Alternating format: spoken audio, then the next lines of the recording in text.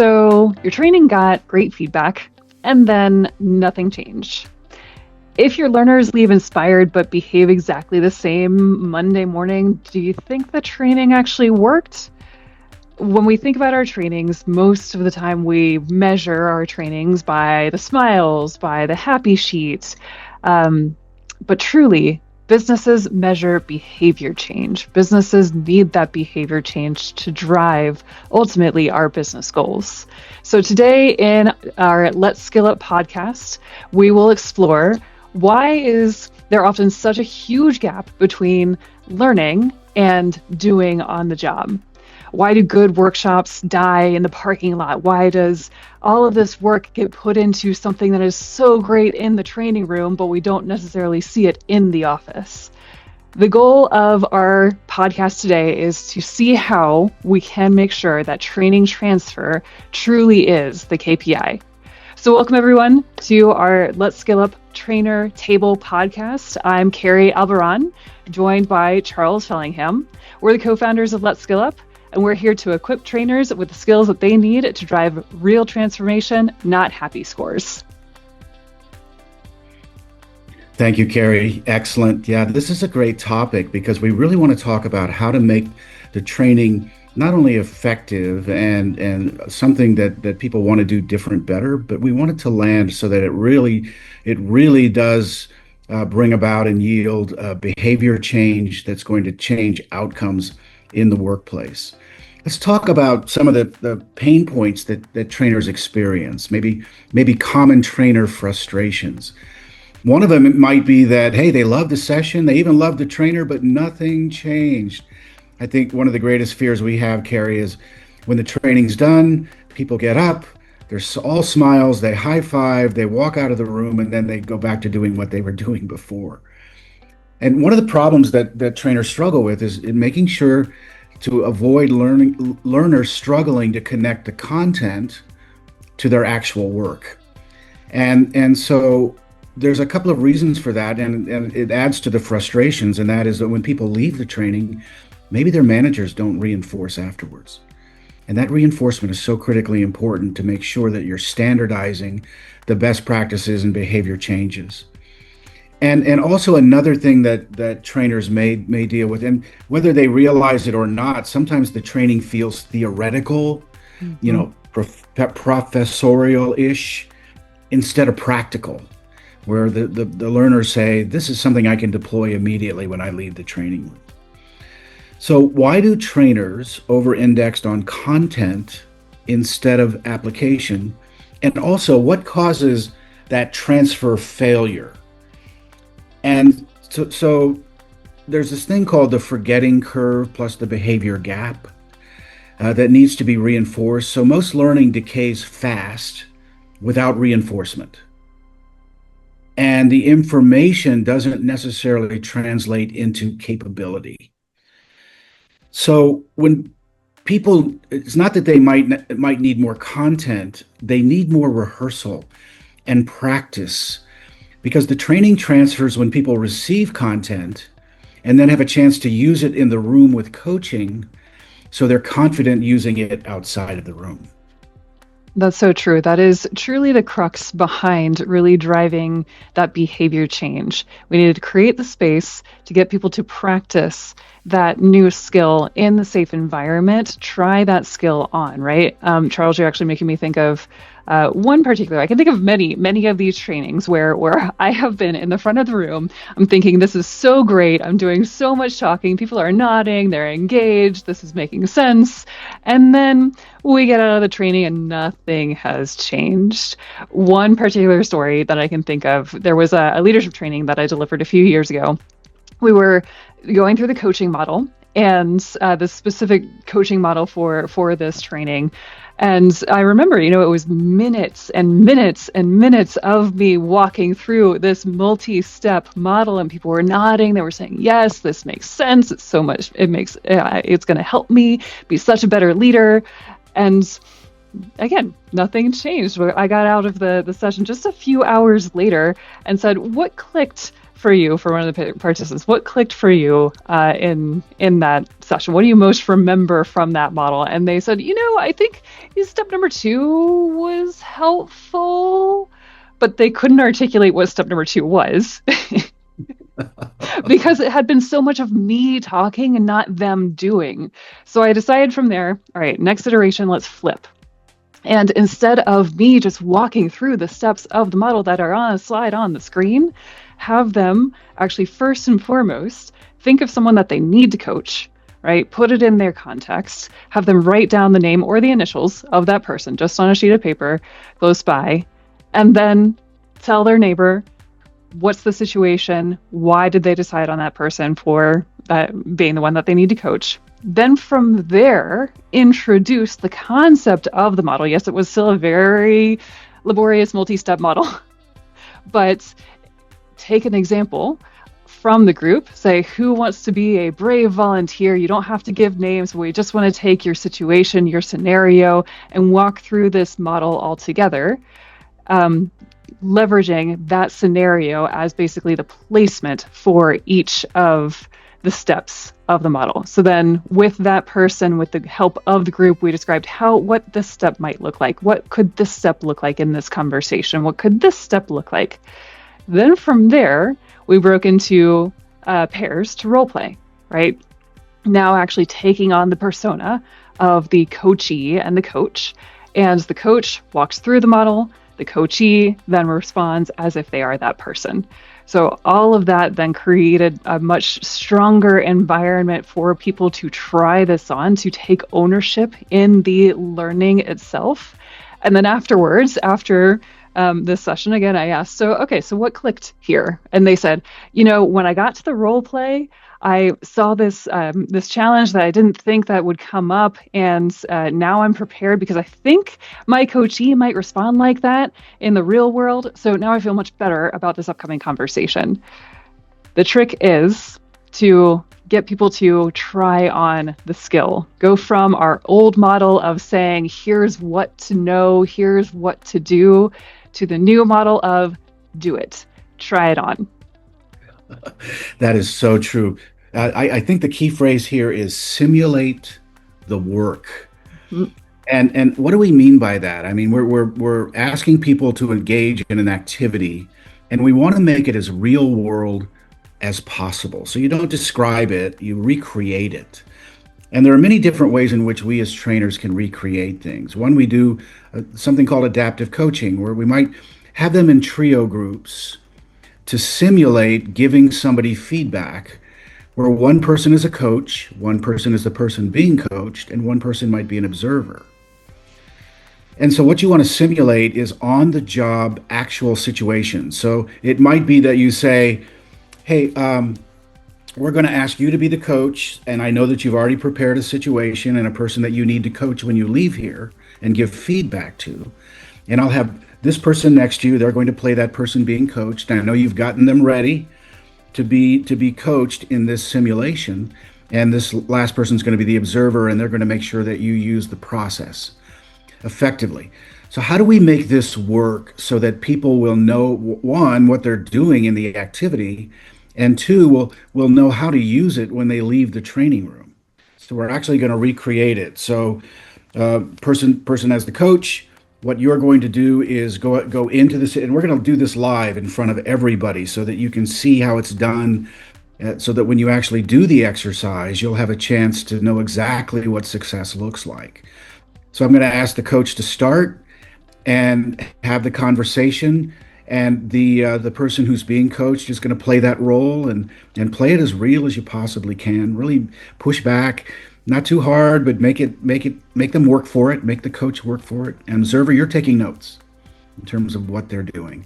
So I want to simulate this one situation here live in front of everybody before we give you the opportunity to recreate it in the activity in your trio groups.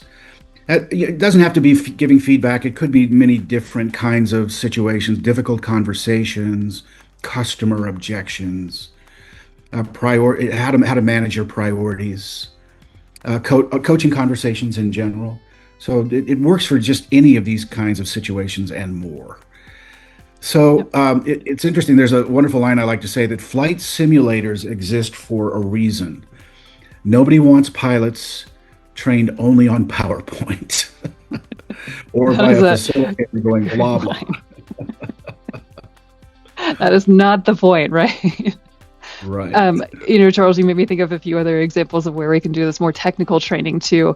If we're training, let's say, sales reps on how to use a CRM, we can build a sandbox of that CRM and bring that into the training room so they can actually get a feel for navigating, for making mistakes, for clicking the wrong buttons, and it's okay. It's a safe environment because we've created that sandbox as much as possible. Pull their world into the training world so it's easier to transfer back from the training world to their world. So let's take an example. What could this look like if we were to demo this, Charles? Let's imagine that we're the trainers, right, at the front of a training room. We are talking about how we might deliver a training on how to give difficult feedback, right? Working with managers, how to give difficult feedback. Let's say we're using the SBI tool, the Situation Behavior Impact, a common tool for giving feedback. Our old version of this might be the trainer, we at the front of the room, we explain how to give feedback using the SBI model, right? We have a PowerPoint, we have a slide with SBI on the screen, and then we might cascade. S stands for situation. We give a quick description. For example, the situation is the moment when we see the certain behavior where we identify that we need to give impact. Then behavior is, what is that specific behavior? What is the action that that person took in that moment that we need to give them feedback on? And then impact is, what is the impact that that behavior had in that situation, either on their audience or towards their goals? That's the old version. What might the new version look like, Charles? Well, the new version is really where we demonstrate what this particular formula for giving feedback is. So people can see it live, they can see it in action, and they have the opportunity then to feel more confident in engaging in it.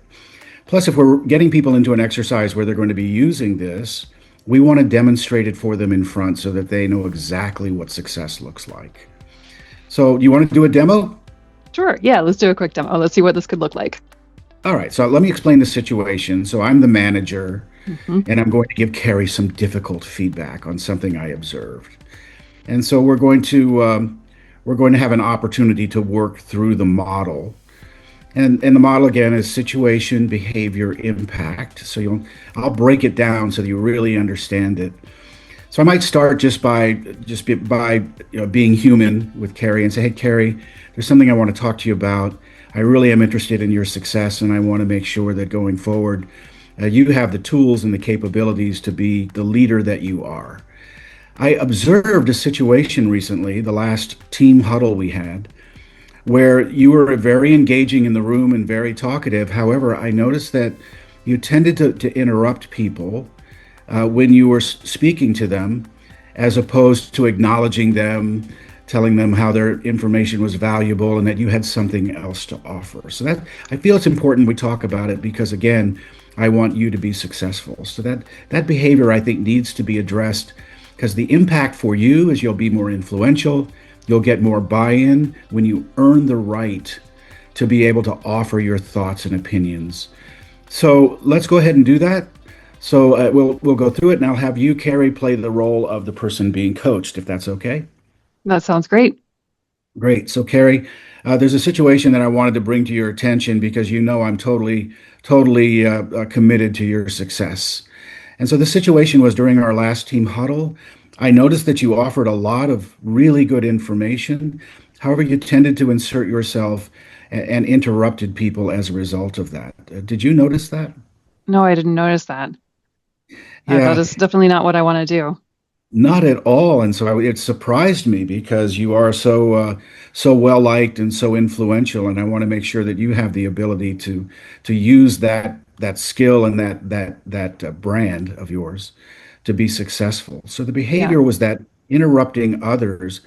The impact of this, of course, is it reflects on you as a leader. So how do you think that you could that you could change that behavior during team huddles and earn the right to be able to offer your thoughts and opinions? Yeah, I think the big thing will be having to identify those moments when I'm interrupting people and Yeah. having some kind of trigger. Do you think you could, I don't know, nudge me or kick me under the table when I interrupt people so that I can catch myself?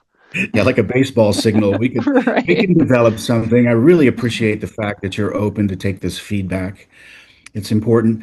Becoming more self-aware is really important. So, how do you think you could catch yourself doing that as you're doing that and change the behavior? Yeah, I guess the trigger will be when I notice, of course, myself jumping in. When I Another trigger could be when I am hearing someone, listening to someone, and they don't fully finish their thought. Then I know that I need to let them finish their thought before I speak. I love that. I think that's a great approach.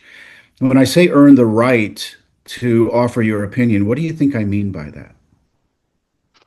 I think you mean making sure that I have given the space to others to give their opinion, and that in return helps me to earn the right to do the same. That's brilliant. It's exactly what I mean. Sometimes you can even earn the right by just complimenting the thing that the last person said. And where you say, Yolanda, I loved what you just said, and what it had an impact on me in this way. If you don't mind, I have a thought too. And it's a way in which of inviting your thoughts by complimenting the person who spoke before. You think you can employ something like that? Yeah, I think that that could really help. Nice. What would be the impact of you being able to make this change to you? I think, like you said, it would impact my image as a leader and make sure that people feel that they can trust me, that they can speak and be heard with me. Yeah, nice. After our next meeting, I'd like to talk to you again. How would you like for me to follow up with you? How about in our next one-on-one? We can have Great. this as a discussion item. I'll have specific examples from the meeting of the changes that you made, and we can celebrate that together. How does that sound? Sounds good. Yeah, that would be great. So that's an example of how you might demonstrate the use of a model in preparation for an activity to bring it to life, to make it real world so people know exactly what you're asking them to do. And it is exactly what you want them to do when they leave the training. So the training actually converts into behavior. Thanks, Charles, for that example. So, bringing us home, some core takeaways for everyone as we consider this flip, this mindset flip in how we approach trainings. Let's think about training isn't content delivery, right? We are not there to be professors. We are there to change behavior, right? So, training is that behavior design, is just those activities, those actions that we want to see different on the job. If they don't practice it, they probably won't do it. An application must start in the training room, not after it. So, close us out, Charles. Bring us home. Yep. So, if you want people to perform differently at work, just stop building sessions around what they need to know and build them around what they need to do. So, what's the one thing you teach today that could become practice tomorrow? That's our mindset. And so we want to make sure that as we're approaching content, we're looking at how it's going to impact a change of behavior for the better, leaving the training. I really want to thank you all for listening to the Let's Skill Up training table. It's a gift to you. We love to share our experience to help you become much better at what you do as a professional trainer. If you found this conversation useful, share it with a trainer or a manager who cares about learning to do better as a trainer. And check out our trainer playbook on letsskillup.com. Once again, Karie, it's been wonderful to work with you. Likewise, my friend. I will see you next time. Bye, everyone.